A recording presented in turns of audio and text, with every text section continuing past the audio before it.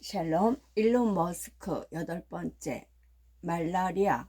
머스크는 페이팔 CEO 자리에서 축출된 후 처음으로 일주일간 쉬면서 진정한 휴가를 보낼 수 있었다. 또한 그것이 마지막 휴가가 될 터였다. 그는 휴가를 즐기는 사람이 아니었다. 그는 저스틴 킴벌과 함께 브라질의 리우로 향했다.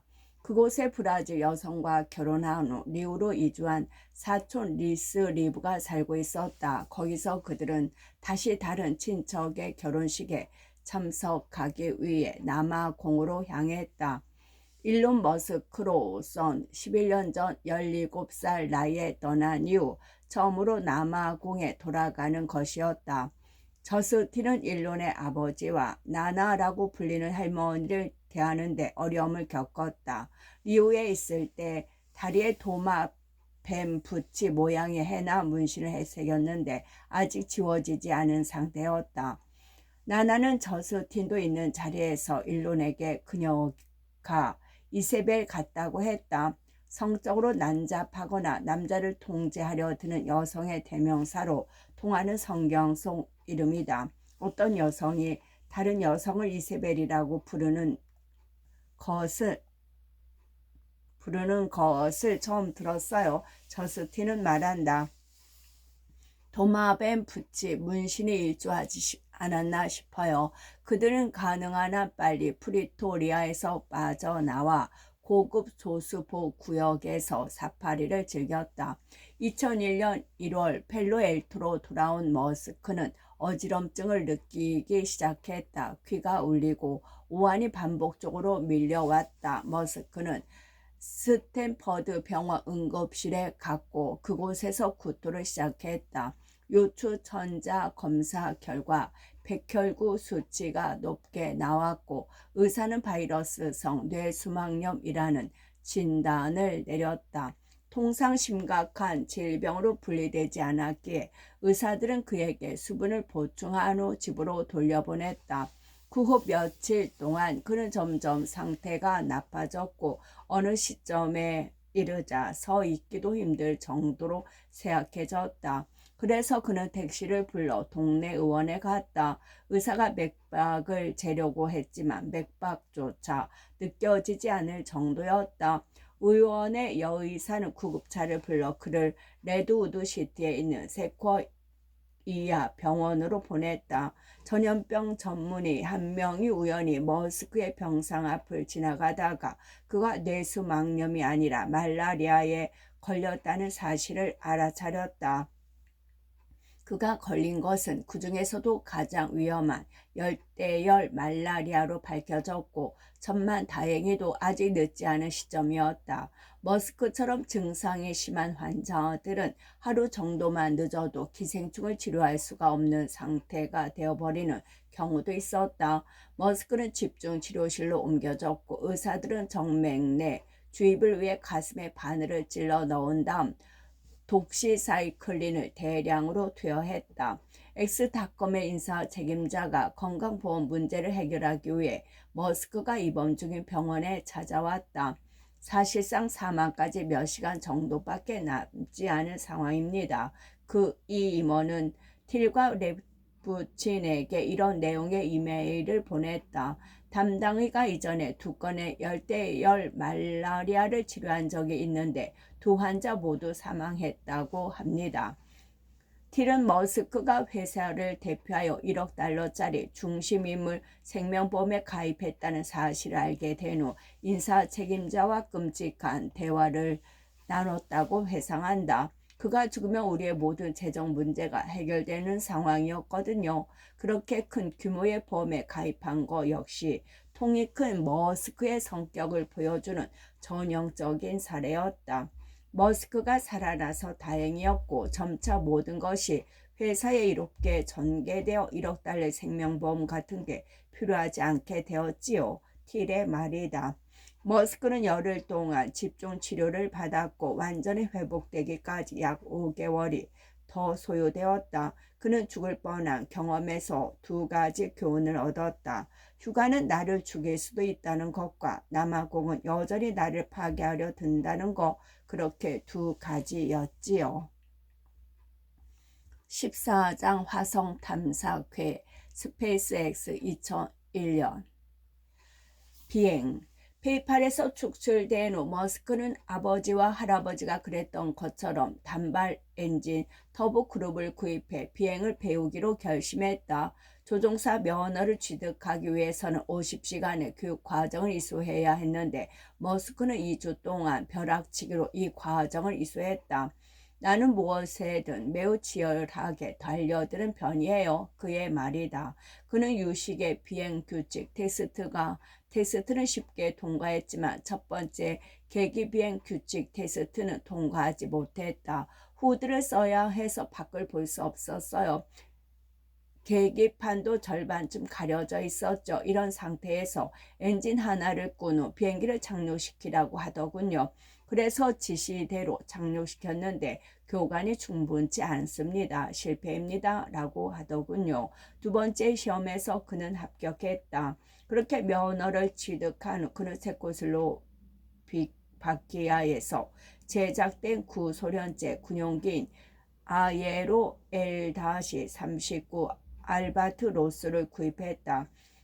지나칠 정도로 과감한 결정이었다. 소련에서 전투기 조종사 훈련용으로 사용하던 기종이라 고개 비행까지 가능했어요. 하지만 나조차도 조금 위험하다는 생각이 들더군요.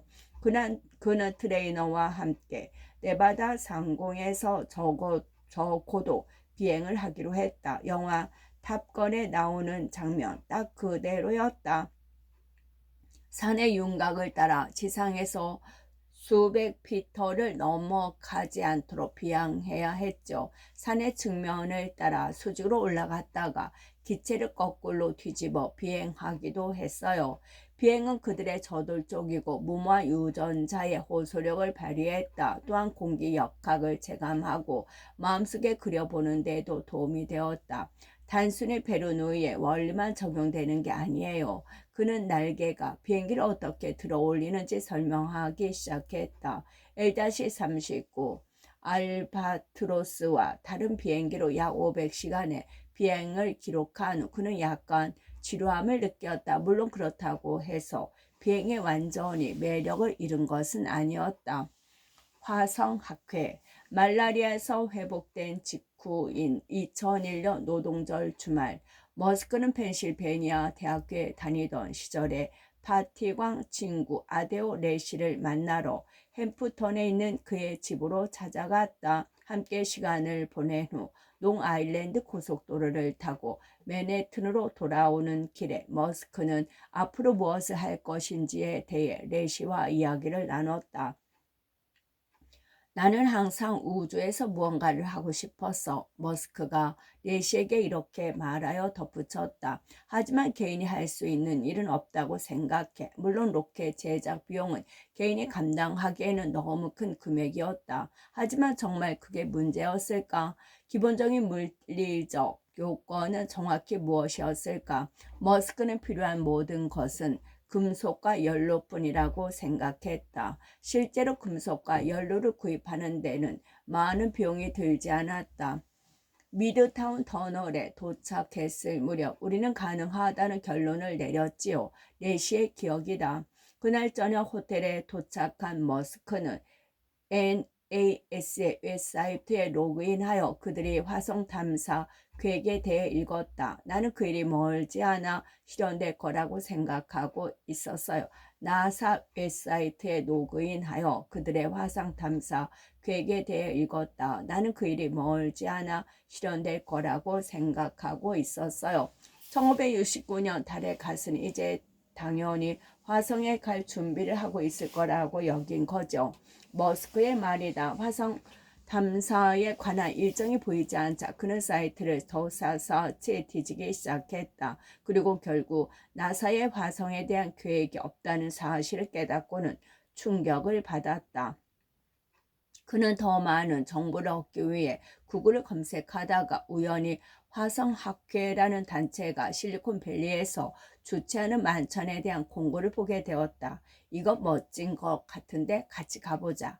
그는 저스틴에게 이렇게 말하고 즉시 $500짜리 티켓 2장을 구입했다. 그러고는 $5,000짜리 수표를 끊어서 보냈고, 이 수표는 그 단체의 회장인 로버트 주리린의 관심을 끌었다. 주부리는 머스크와 저스틴의 우주전쟁 스틸러 영화 에이리언과 터미네이터 그리고 블록버스터 타이타닉을 연출한 영화 감독 제임스 캐버린과 함께 자신의 테이블에 앉혔다. 저스틴은 캐버린 옆에 앉았다. 나는 캐버린 감독의 열렬한 팬이었기에 짜릿한 흥분에 휩싸였지만 그는 주로 일론과 대화를 나눴어요. 화성에 대해서 그리고 왜 인류는 다른 행성을 식민화하지 않으면 파멸의 길을 걸을 수밖에 없는지 등에 대해서 말이에요. 머스크는 이제 인터넷 은행이나 디지털 옐로우 페이지를 출시하는 것보다 훨씬 고차원적인 새로운 사명을 갖게 되었다. 그는 펠로알토 공공도서관에 가서 로켓 공학에 관한 책을 읽고 전문가들에게 전화를 걸어 그들의 손때 묻은 엔진 매뉴얼을 빌려달라고 부탁하기 시작했다. 라스베거스에서 열린 페이팔 출신 임원 모임에서 그는 수영장 옆 카바나에 앉아 너덜너덜한 러시아제 로켓 엔진 매뉴얼을 읽었다. 예전 동료 중 한 명인 마크 올웨이가 다음에 무엇을 할 계획인지 묻자 머스크가 답했다. 화성의 식민지를 건설할 계획이에요. 인류를 다행성 문명으로 만드는 게 내 평생의 사명이지요. 올웨이의 반응은 놀라울 게 없었다. 이봐요. 당신은 정말 제정신이 아니에요. 또 다른 페이팔 베테랑인 리드 호트먼도 비슷한 반응을 보였다. 화성에 로켓을 보내겠다는 머스크의 계획을 듣고 호프먼은 의아해했다. 그런 게 사업이 되나요? 나중에 호프먼은 머스크의 생각은 달랐다는 것을 깨달았다. 내가 관과했던 것은 인류는 사명으로 일을 시작해서 나중에는 그것을 재정적으로 성공시키는 방법까지 찾아낸다는 점이었어요. 바로 그런 면이 그를 경외감이 들 정도의 강력한 존재로 만드는 것이지요. 화성 탐사의 이유. 여기서 잠깐 기술 스타트업 2곳에 수장 자리에서 쫓겨난 전력이 있는 30살의 기업가가 화성에 갈 수 있는 로켓을 만들기로 결정한 것이 과연 얼마나 무모한 행동이었는지 짚어볼 필요가 있을 것 같다. 휴가를 싫어하고 로켓과 공상 과학소설 은하수를 여행하는 히치하이커를 위한 안내서를 어린아이처럼 좋아하는 것 외에 무엇이 그를 움직이게 했을까? 당시 당황스러워하던 친구들에게 그리고 이후 꾸준히 이어진 다양한 대화 자리에서 그는 3가지 이유를 들어 설명했다. 먼저 그는 기술 발전이 필연적이지 않다는 사실에 놀랐고 두려워했다. 아예 멈출 수도 있었고 심지어 후퇴할 수도 있었다. 미국은 달에 갔었다. 하지만 어느 시점인가 우주 왕복선 임무가 중단되면서 그 분야의 발달도 멈춰버렸다. 우리 아이들에게 달에 간 것이 우리가 할 수 있는 최선이었다고, 그래서 그만두었다고 말하고 싶습니까? 그는 묻는다. 고대 이집트인들은 피라미드를 건설하는 방법을 습득했지만 그 후 그 지식은 사라졌다. 로마에 일어났던 일도 마찬가지다. 그들은 수로와 여타의 경이로운 구조물을 건설했지만 암흑의 시대를 거치면서 대부분 소실되었다. 미국에서도 그런 일이 벌어지고 있는 게 아닐까. 사람들은 기술이 자동적으로 발전한다고 생각하지만 그것은 착각입니다. 그는 몇 년 후 TED 강연에서 이렇게 말했다. 기술은 많은 사람들이 그것을 개선하기 위해 아주 열심히 노력하는 경우에만 발전할 수 있습니다. 또 다른 동기는 다른 행성을 식민지화하는 것이 취약한 지구에 무슨 일이 일어났을 때 인류 문명 및 의식의 보전을 보장하는 데 도움이 될 것이라는 생각이었다. 언젠가는 소행성 충돌이나 기후변화, 핵전쟁 등으로 인해 지구가 파괴될 수도 있지 않은가. 그는 이탈리아계 미국인 물리학 물리학자 엔리코 페르미의 이름을 딴 페르미의 역설에 매료되었다. 페르미의 역설은 그가 우주의 외계 생명체에 대한 토론회에서 하지만 모두 어디에 있는가 라고 물었던 일화에서 비롯되었다. 수학적으로는 다른 문명이 존재한다는 것이 논리적으로 보였지만 증거가 부족하기 때문에 지구의 인간만이 의식을 가지고 있는 유일한 종일지 모른다는 불편한 가능성이 제기되었다. 우리가 여기 지구에서 언제 꺼질지 모르는 섬세한 의식을 촛불을 보유하고 있으며 그것이 의식의 유일한 사례일 수 있습니다. 따라서 그것을 보존하는 것이 중요합니다. 라고 머스크는 말한다. 우리가 다른 행성으로 갈 수만 있다면 소행성에 충돌하거나 그 밖에 다른 재난으로 문명이 파괴될 수 있는 하나의 행성에 갇혀 있을 때보다 인간 의식의 수명이 훨씬 더 길어지지 않겠습니까? 세 번째 동기는 보다 고무적이었다. 그것은 모험과 집안의 유산과 10대 시절 개척자 정신이 뿌리내린 나라로 이주하기로 마음먹은 결심에서 비롯된 것이었다. 미국은 말 그대로 인간의 탐험 정신이 운축된 곳입니다. 라고 그는 말한다. 이곳은 모험가들의 땅입니다. 그는 그런 정신을 미국에 되살려야 하며 그러기 위한 가장 좋은 방법이 화성 식민지 개척에 착수하는 것이라고 느꼈다.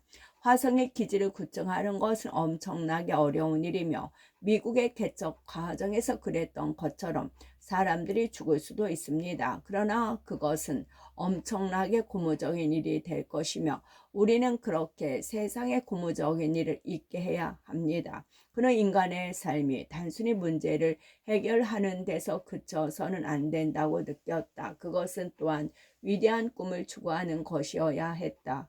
그것이 우리를 아침에 일어나게 하는 원동력입니다. 머스크는 다른 행성으로서의 여행이 인류의 역사에서 중대한 진전 중 하나가 될 것이라고 믿었다.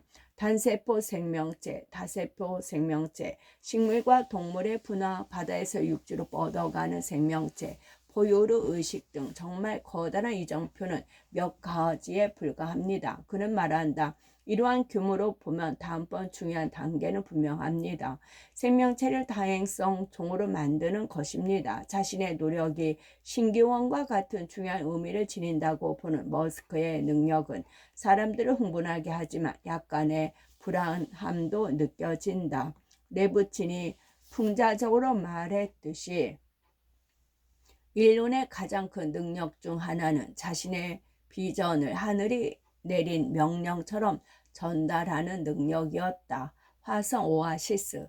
머스크는 로켓 회사를 창업하려던 록히드와 보잉을 비롯한 대부분의 항공우주 기업들이 운집한 로스앤젤레스로 이주하는 것이 최선이라고 결정했다. 로켓 회사의 성공 확률은 상당히 낮았고 항공우주공학 분야의 인재가 모여있는 남캘리포니아로 들어가지 않으면 그 확률은 더욱 낮아질 수밖에 없었지요. 그는 남캘리포니아로 이사하는 이유를 저스틴에게 설명하지 않았다. 그래서 저스틴은 그가 로스앤젤레스의 넘쳐나는 셀럽들의 매력에 끌려 그런 결정을 내렸다고 생각했다. 두 사람의 결혼 덕분에 그는 미국 시민권자가 될 자격을 얻었고 그래서 2002년 초 로스앤젤레스 카운티 박람회장에서 열린 선서식에 참석해 3,500명의 다른 이민자들과 함께 시민권을 획득했다. 머스크는 로스앤젤레스 공항 근처의 한 호텔에서 로켓 엔지니어들과 모임을 갖기 시작했다. 처음에는 직접 로켓 회사를 설립하는 것보다 대중에게 영감을 불어넣고 더 많은 나사 기금이 확보될 수 있도록 돕는 자선 사업가로서의 사명을 수행하는 게 낫지 않을까 하는 생각도 했었지요. 그의 첫 번째 계획은 화성에 쥐를 보내기 위한 소형 로켓을 만드는 것이었다. 하지만 작은 우주선에서 쥐들이 서서히 죽어가는 이 비극적인 영상이나 얻고 말게 될까봐 걱정이 되었지요. 그건 확실히 좋지 않을 것 같았다. 그래서 화성에 작은 온실을 보내자라는 결론에 도달했어요. 그 온실이 화성에 내려진 후 그 붉은 행성에서 자라는 녹색 식물의 사진이 전송된다면 대중의 관심과 흥미가 높아져 화성 탐사에 대한 요구 또한 커질 것이라는 생각이었다. 머스크는 이 아이디어에 화성 오아시스라는 이름을 붙였고 3천만 달러 미만의 비용으로 실현할 수 있을 것으로 예상했다.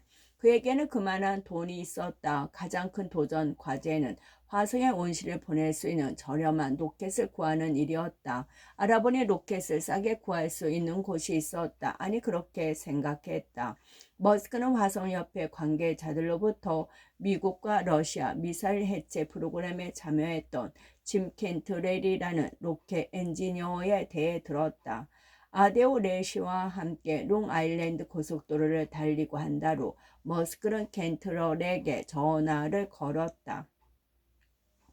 켄트럴은 유타주에서 컨버터블의 뚜껑을 연 채 운전하고 있었다. 그래서 내가 알아들을 수 있던 내용은 이안 머스크인가 뭔가라는 사람이 자신이 인터넷 백만 장자인데 나와 이야기를 나누고 싶어 한다는 것 정도였습니다.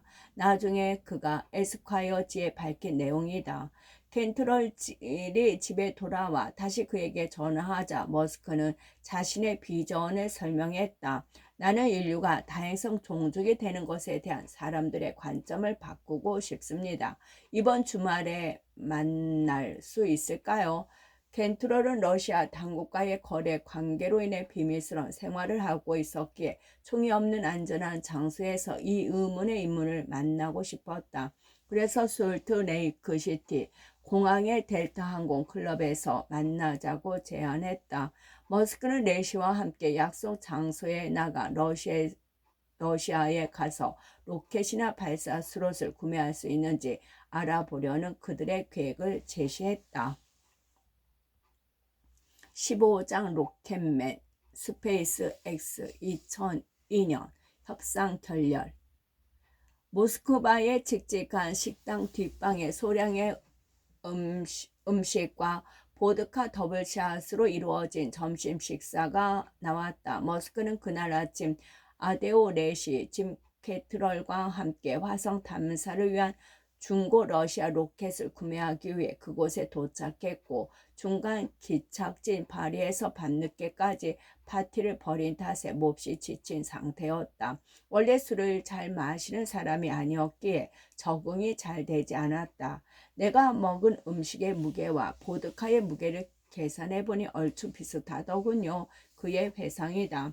우정을 위한 건배를 수차례 나눈 후 러시아인들은 미국인들에게 화성 그림 배경에 손님 각각의 이미지가 새겨진 라벨이 붙은 보드카를 한 병씩 선물로 주었다. 손으로 머리를 부여잡고 버티던 머스커는 결국 골아떨어지며 머리를 테이블에 부딪혔다.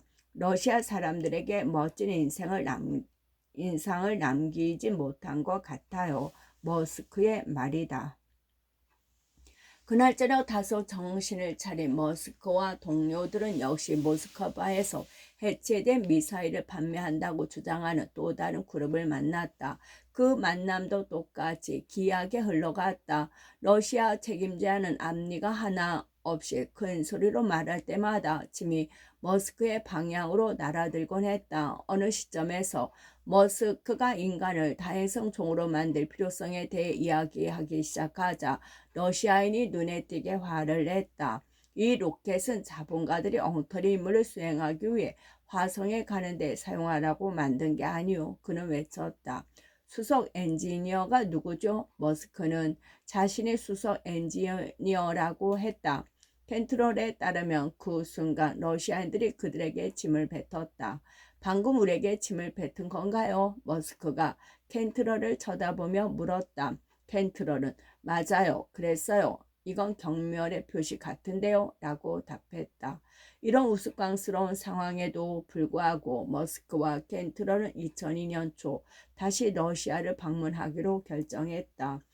이번에는 레시가 빠지고 저스틴이 동행했다. 팀에 새로 합류한 항공우주 엔지니어 마이크 그리핀도 함께 갔는데 그는 나중에 나사의 국장 자리에 올랐다.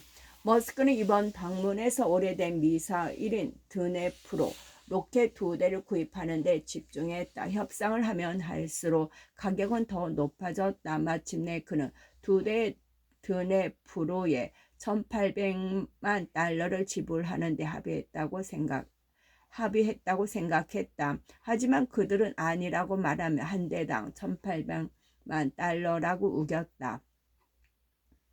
말도 안 되는 소리 그만하라는 식으로 대꾸했지요. 머스크의 말이다. 그러자 러시아인들은 한 대당 2,100만 달러로 가격을 올리겠다고 응수했다. 그들이 머스크를 조롱한 셈이지요. 켄트럴의 회상이다. 그들은 사실상 꼬마야 그만한 돈이 없니? 라는 식으로 나왔어요. 러시아인들과의 미팅이 성과 없이 끝난 것은 다행스러운 일이었다. 머스크가 더 크게 생각하게 되는 계기로 작용했기 때문이다. 그는 중고 로켓을 이용해 화성에 시범용 온실을 설치하러 애쓰는 대신 훨씬 더 대담한 모험을 구상하기 시작했다.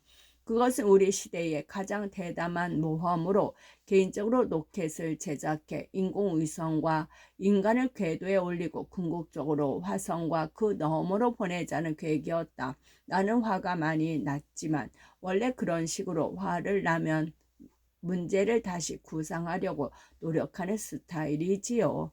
로켓의 바보 지수. 머스크는 러시아인들이 받아내려 했던 터무니없는 가격을 곱씹으면서 제1원리, 다른 경험적 데이터를 필요로 하지 않는 자명한 진리에 입각한 사고를 동원해 그 상황에 대한 기본 물리학을 파고들었고 거기서부터 차근차근 쌓아 올려 나갔다. 그리고 이를 통해 완제품이 기본 재료비보다 얼마나 더 비싼지 계산하는 바보 지수를 개발했다. 제품의 바보 지수가 높으면 보다 효율적인 제조 기술을 고안하여 비용을 크게 줄일 수 있다는 것을 의미했다. 로켓은 바보 지수가 극도로 높았다. 머스크는 로켓에 들어가는 탄소, 섬유와 금속, 연료 및 기타 재료의 원가를 계산하기 시작했다. 기존의 방법을 사용한 완제품의 제작 비용은 머스키가 계산한 원가보다 최소 50배 이상 비쌌다. 인류가 화성에 가려면 로켓 기술이 획기적으로 개선되어야 했다. 중고 로켓, 특히 러시아의 오래된 로켓에 의존해서는 기술을 발전시킬 수 없었다. 그래서 집으로 돌아오는 비행기에서 그는 노트북을 꺼내 중형 로켓을 만드는데 들어가는 모든 비용과 내용을 세세히 나열하며 스프레드 시트를 만들기 시작했다. 뒷자리에 앉은 켄트럴과 그라피는 술을 주문하며 웃었다. 우리의 저 천재 백지께서는 대체 지금 뭘 하고 있는 걸까요? 그르핀이 켄트럴에게 물었다. 머스크가 몸을 돌려 이것 좀 봐요 여러분 이라고 말하며 자신이 만든 스프레드 시트를 보여주었다. 이런 로켓을 우리가 직접 만들 수 있을 것 같아요.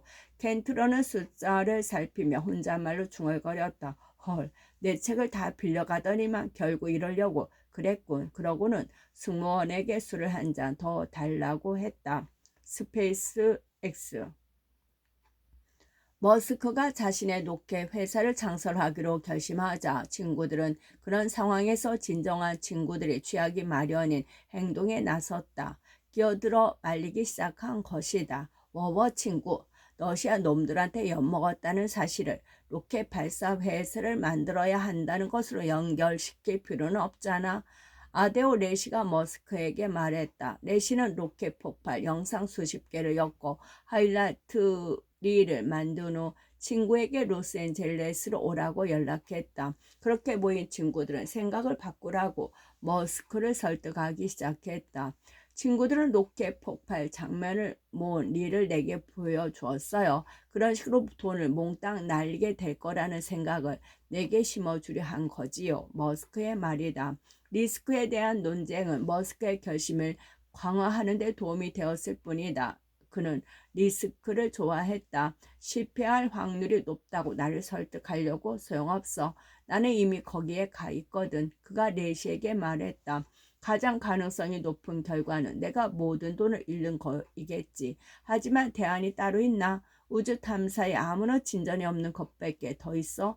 그렇다면 시도는 해봐야지. 그렇지 않으면 인류는 영원히 지구에 갇히게 될 테니까 말이야. 그것은 인류의 진보에 자신이 얼마나 필수 불가결한 존재인가에 대한 꽤나 거창한 평가, 즉 하늘에서 그에게 내린 명령이라는 평가였다. 하지만 머스크의 가장 우스꽝스러운 주장 중 많은 것들이 그렇듯 그 속에는 진실의 일면이 담겨 있었다. 나는 인류가 우주를 여행하는 문명이 되어 별들 사이로 누빌 수 있다는 희망을 지키고 싶었어요. 머스크의 말이다. 끝.